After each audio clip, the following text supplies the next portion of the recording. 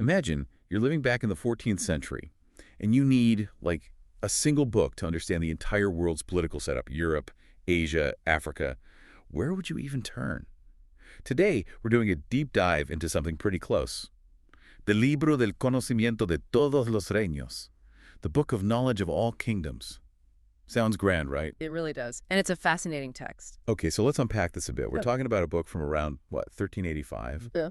Written by some anonymous Castilian person. That's right. But it's framed as this imaginary autobiography, Yeah. like a travel diary of a monk, a mendicant friar who supposedly went everywhere. Atlantic islands, the Arctic, the lot. And that framing is absolutely key. Our mission today really is to figure out why this book, which mixes real places with, well, quite fantastical ones, was so important back then. What was it really trying to do beyond just telling a travel story? Yeah, because when I first encountered it, the travelogue aspect jumps out. It feels a bit like reading Marco Polo, maybe Mandeville, exotic journeys. It definitely taps into that same popular genre, you're right.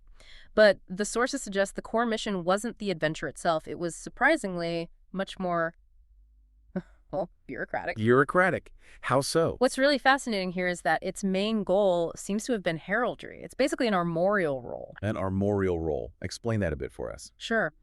Think of it as a structured catalog of coats of arms, the shields and symbols used by knights, lords, kings. This book aimed to list all the known lands, their rulers, and critically, their specific heraldic devices, their coats of arms. Ah, okay. So it's like a visual directory of power across the globe as this fictional friar travels. Exactly. A 14th century who's who based on their symbols. Okay, that frenemy using this exciting imaginary world tour to deliver essentially a political reference guide that feels like really clever 14th century branding, tapping into that travel literature craze. It was brilliant package. But here's a question then. If it was meant as a practical reference, why do the sources say so much of the heraldic information, especially for faraway places, was, like, incorrect, invented, or out of date? Doesn't that defeat the purpose? That really hits on a crucial point about how information worked back then. The accuracy was, well, all over the place. For Europe, especially areas familiar to Castilians, it often aligns pretty well with things like the Catalan Atlas. But for non-European kingdoms, places considered exotic, the author often just invented the arms, but it wasn't random invention. What do you mean? He used a kind of visual shorthand, invented arms with palm trees or maybe idols, or even pseudo-Arabic script.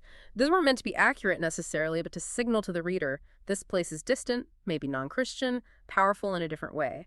It categorized the other. Wow, okay, so the invention itself served a purpose, a cultural or political one, communicating ideas about these places even if the specifics were wrong. Precisely. It filled the knowledge gaps with culturally relevant symbols for the intended audience. But it wasn't all made up, right? You mentioned connections to other, more practical sources. Oh, absolutely. It wasn't pure fantasy. There's a really strong link between the heraldry in the Libro and the practical maps. Sailors were actually using portolan charts. Tortolan charts, the navigational maps. Exactly. Detailed coastal maps.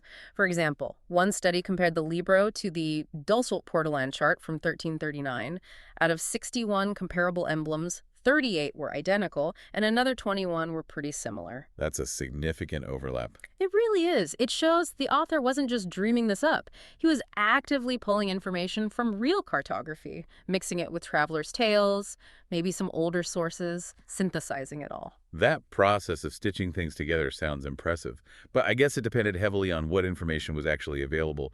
I think the sources mentioned a blind spot somewhere in the north. Yes, exactly. The book's knowledge of the Baltic Sea region and Scandinavia is quite limited. It seems stuck, reflecting the information level found on portolan charts before about 1323. Why would that be? Well, the likely culprit is the Hanseatic League. This powerful group of merchant guilds controlled trade and therefore information flow in that northern area. If Hanseatic merchants weren't updating their charts or sharing new intel widely, knowledge about the region stagnated. So the author of the Libro was forced to rely on older, less accurate data for that specific part of the world simply because newer information wasn't getting through or wasn't accessible to him. So putting it all together, Yeah. the Book of Knowledge of All Kingdoms isn't just a quaint travel fantasy. It's this really complex blend, isn't it? Part practical reference, part political categorization, part creative invention, all curated to give a specific, 14th century Castilian view of the world. That sums it up very well. It deliberately blurs the lines between fact, fantasy, heraldry, and map-making. It makes you think, though. Well, here's something maybe for you, our listeners, to chew on. We know accurate information about trade routes, politics, potential allies or enemies. That was incredibly valuable in the medieval period for merchants, diplomats, pilgrims, everyone. Absolutely vital. So what was the real value, the perceived usefulness of a reference book like this?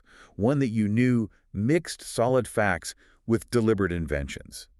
How did someone using this book back then even figure out what to trust and what was, well, just part of the show? That's the million-dollar question, isn't it? How did they navigate that information landscape? It's a challenge we still grapple with today in different ways. A great thought to end on. And speaking of finding reliable resources, this deep dive was brought to you by Embersilk.com. If you're looking to understand AI and how to integrate it, Embersilk is the answer for all your AI education and integration needs. If you enjoyed getting well-informed with us today, please do subscribe to the deep dive. And hey, leave us a 5-star review if you can.